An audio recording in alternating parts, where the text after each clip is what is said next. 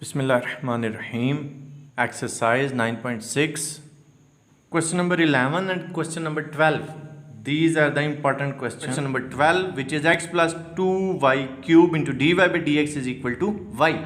X plus 2y cube into dy by dx is equal to y. So dy by dx will be y over x plus 2y cube.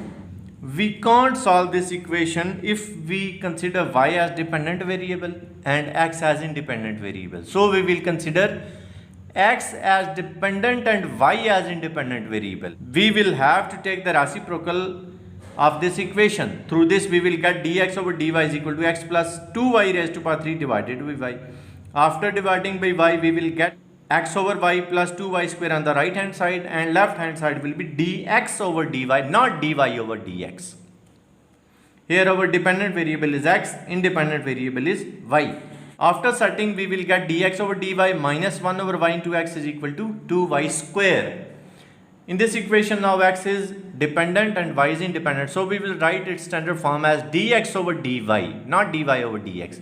Dx over dy plus x into function of y, not function of x, is equal to function of y, not function of x.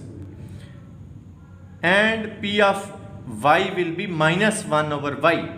And we will integrate e raised to power integral of minus 1 over dy. 1 over y is the integral of natural log of y. Minus 1 will become the power due to the rule of the log.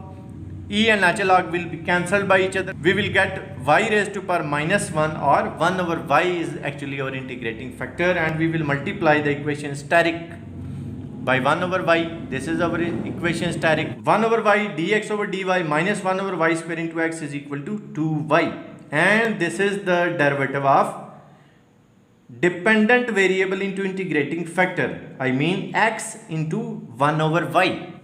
Derivative of x into 1 over y is equal to 2y.